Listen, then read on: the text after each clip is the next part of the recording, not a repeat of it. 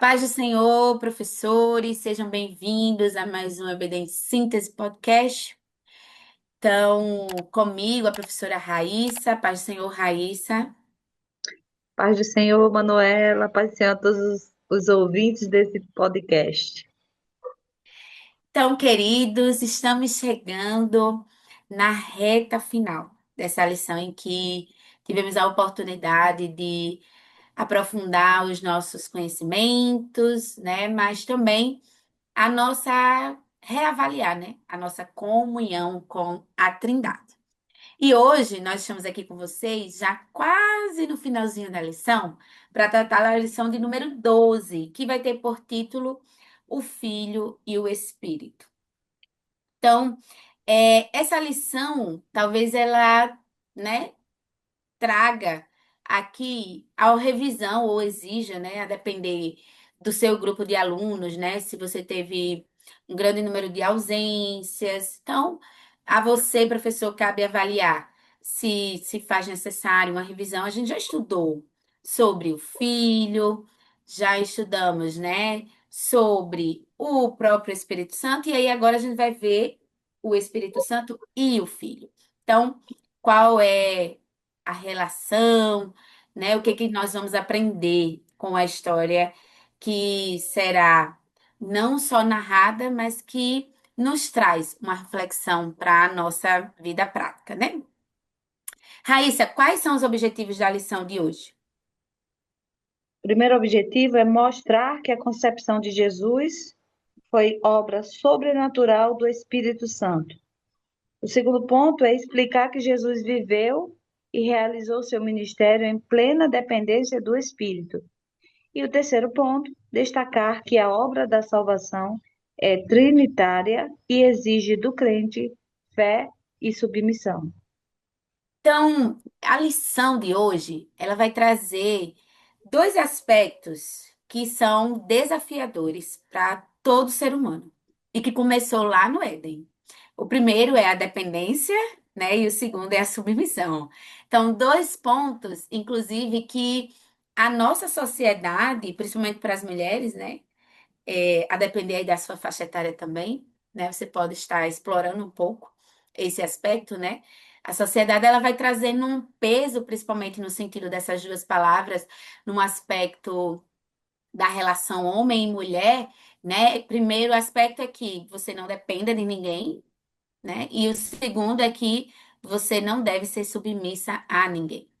Então, principalmente de forma mais forte, né, nessa relação, mas mais especificamente quando a gente pensa, e por vezes a gente pode, em um dado momento de nossa vida, ter falado isso, né? Ter dito, eu não dependo de ninguém, né?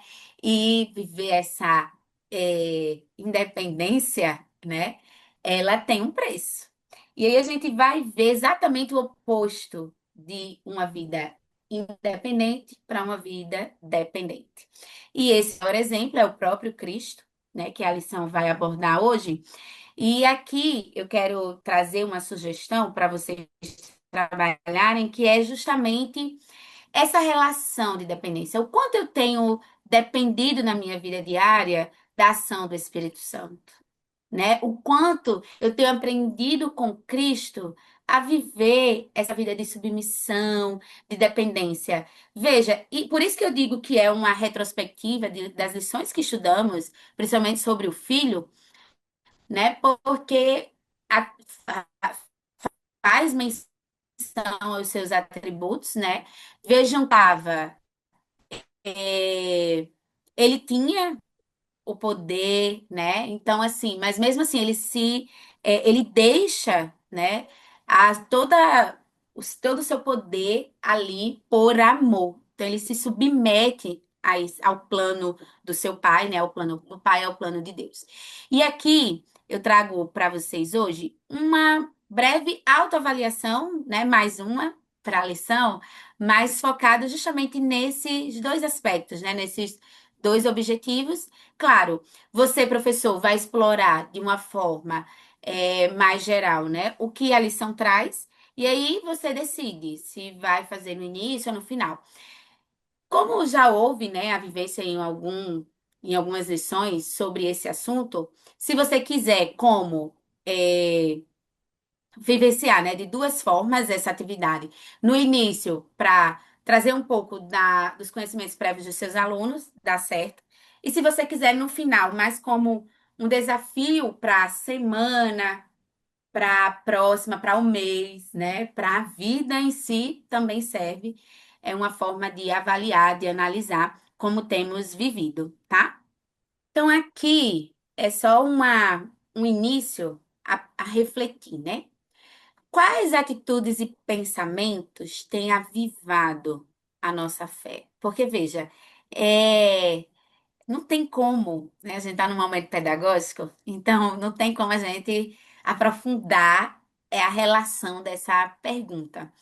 Porque essa dependência, né, de Cristo com o Espírito Santo ela traz ela é justamente ela que vai trazer a mudança de vida, que vai gerar, né, o que nós já estudamos sobre regeneração, santificação. Então, há uma relação desses aspectos.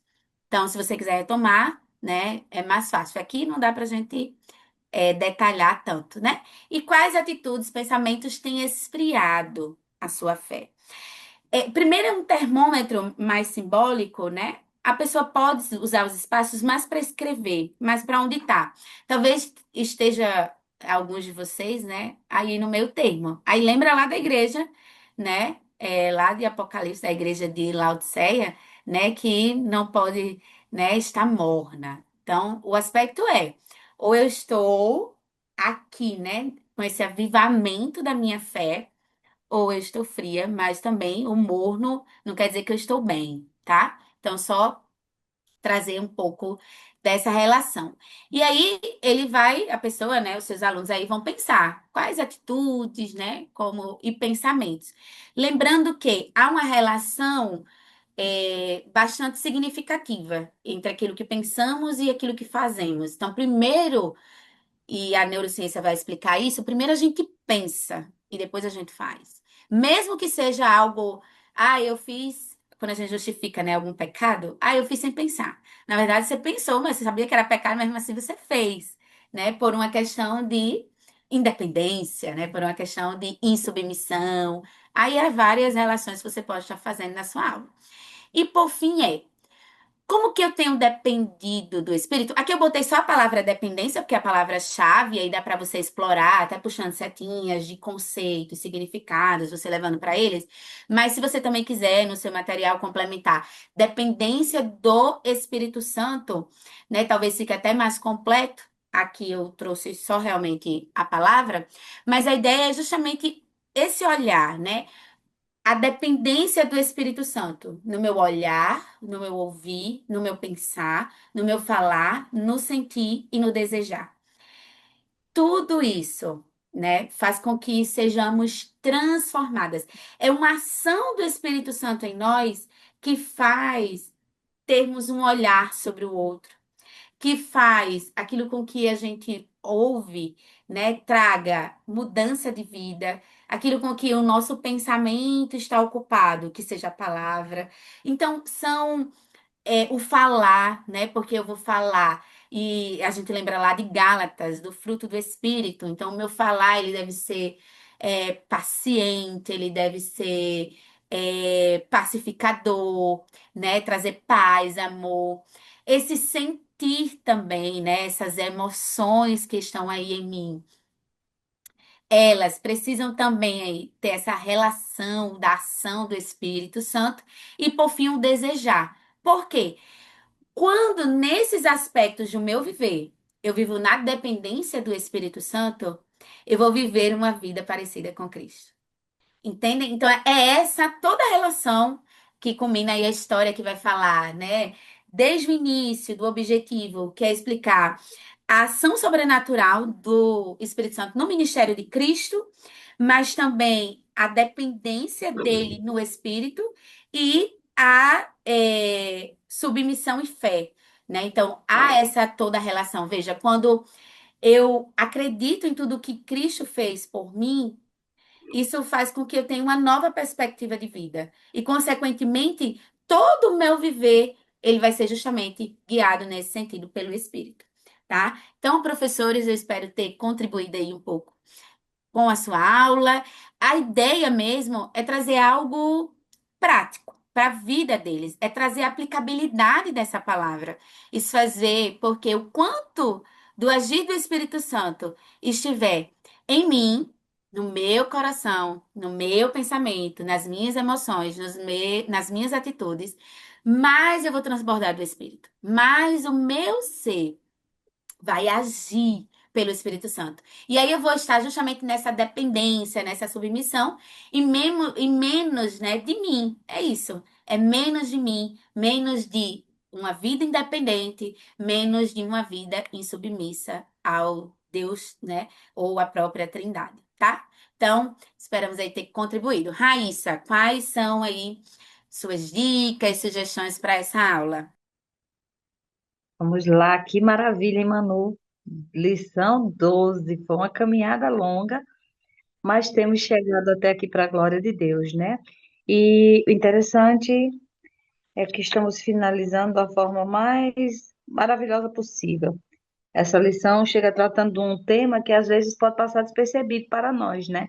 Cristãos, que é o nascimento de Cristo. Parece que fica essa temática para o departamento infantil. E crescemos e esquecemos de estar voltando ao texto bíblico e relembrando essas passagens e aplicando essa verdade bíblica para a nossa vida, né? Durante o nosso dia a dia. E nessa lição nós vamos ter essa oportunidade de falar sobre o anúncio do nascimento de Jesus. E o que eu aconselho? Você, professor, vai estar usando o quadro da sua sala, ou você pode fazer pequenos formuláriozinhos com algumas perguntas. E você vai fazer uma caminhada juntamente com os seus alunos sobre o nascimento de Cristo. Você vai ver que o texto da leitura bíblica em classe, que se encontra em Lucas, Lucas vai registrar aí justamente que o anjo Gabriel foi enviado por Deus à cidade de Nazaré, lá em Galiléia. Isso você vai pedir para a turma abrir em Lucas, capítulo 1, e você vai fazendo essa caminhada juntamente com eles. Vai ser um momento de reflexão onde a turma vai ficar aquele um pouco silêncio, porque vai procurar na Bíblia a resposta que vai estar no texto bíblico, vai refletir sobre aquele texto bíblico e você pode pedir para a sala ler junta aquele versículo da resposta. E aí você vai começar explicando que o anjo Gabriel foi enviado à cidade de Nazaré, ali visita uma jovem chamada Maria, isso vai estar lá em Lucas, capítulo 1, versículo 27, e aí o anjo faz uma revelação surpreendente. Essa revelação surpreendente vai estar lá em Lucas, capítulo 1, do versículo 31, parte A, que diz que no ventre dela ela daria à luz a um filho, né? Em teu ventre você vai conceber e dará à luz um filho. E ainda diz que ela vai pôr o nome da criança de Jesus. Você pode fazer uma ponte nessa parte em que Lucas fala sobre o anjo dizer o nome de Jesus, e você pode passar lá para Mateus, capítulo 1, 21, que também vai dizer: E dará à luz um filho, e chamarás o seu nome Jesus, porque ele salvará o seu povo dos seus pecados. E aí você vai começar a fazer algumas perguntas para que a sua sala encontre na Bíblia a resposta. Você vai dar o caminho, mas vai ser interessante porque eles vão ali procurar. Eles vão ler e depois eles recitam juntos em sala, para que fixe melhor. Você vai dizer, quando o anjo fala para Maria, ela faz um questionamento. Como acontecerá isso? É normal esse tipo de questionamento. Você pode, inclusive, falar com a turma a respeito sobre o nome de Jesus, os seus significados, né? Todas a parte grega do nome, o próprio nome hebraico. Você pode estar indo para vários pontos na sua turma com o nome de Jesus em si. E aí você tem liberdade para fazer isso. Aí você vai falar. Ela pergunta ao anjo, como se dará isso? E aí essa perplexidade, né, de Maria, claro que não estava entendendo como isso poderia acontecer. O anjo dá uma resposta, não deixa ela sem resposta. E você vai direcionar a sua turma aí para Lucas, capítulo 1, versículo 35. Ali tem a resposta. Você vai pedir para que elas Abram a Bíblia, achem a resposta, leiam, reflitam e falem todas juntas. Quando eu falo todas, por causa das minhas meninas, que a minha sala é a sala das mulheres, mas você tem o seu público, né? A sua sala. Você fala de acordo com que eles estejam, o sexo da sua turma, o gênero. Até eu me confundi agora, viu, mano? Então, após essa descrição do anjo, após essa descrição, o anjo assegura que para Deus tudo é possível, eles vão achar, né? E aí, ao invés de duvidar, Maria simplesmente deu lugar à alegria e à obediência. E aí você vai fazer com que a turma, mais uma vez, procure a reação de Maria, a resposta do anjo. Lucas, capítulo 1, versículo 38. Quando eles meditarem essa sequência, o aparecimento do anjo, as dúvidas de Maria, a resposta e a reação, você vai ter completado com a sua turma essa parte da concepção do Filho de Deus, né? A sua concepção anunciada a Maria e você vai estar juntamente ali com a sua turma acompanhando esse processo.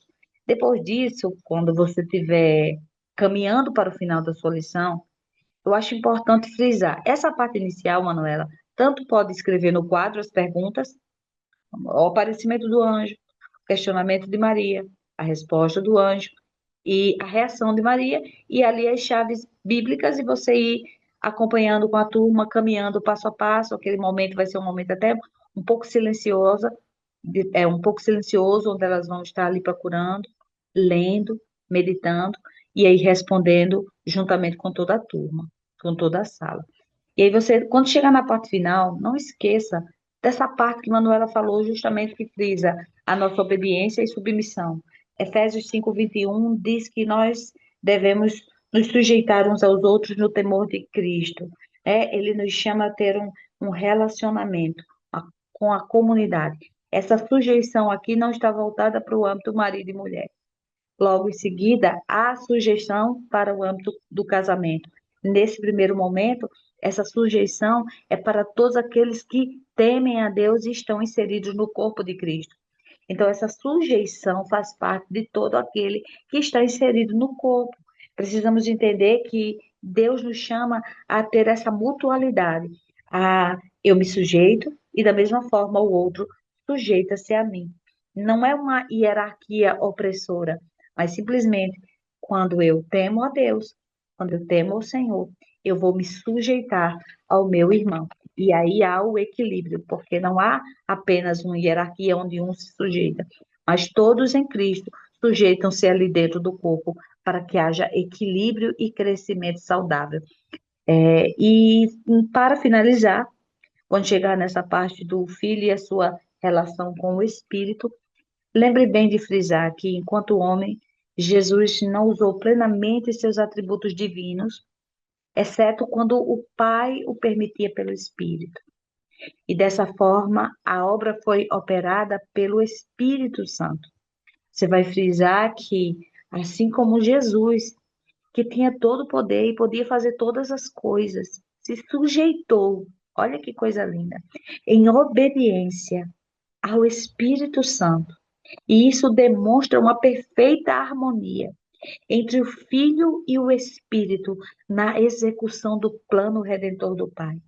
O próprio Jesus não é aquele líder hipócrita que nos cobra, mas não dá o exemplo. Ele em tudo nos dá o modelo perfeito e o exemplo perfeito de como devemos agir em nossa comunidade, em nossa igreja, inseridos no corpo de Cristo. Amém? Então você pode estar utilizando isso aí e frisar bem, tá, gente?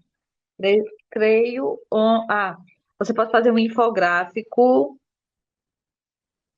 textual. O que é um infográfico textual? É que só vai ter texto, não vai ter figurinha. Ai, ai, desgraçada. Escrever no quadro, ou se você não tiver quadro, uma cartolina, deixa Deus te usar. Nem que você emende algumas folhas de ofício, você vai ter esse quadro para você compartilhar com a sua turma. E você pode usar a própria sinopse da lição.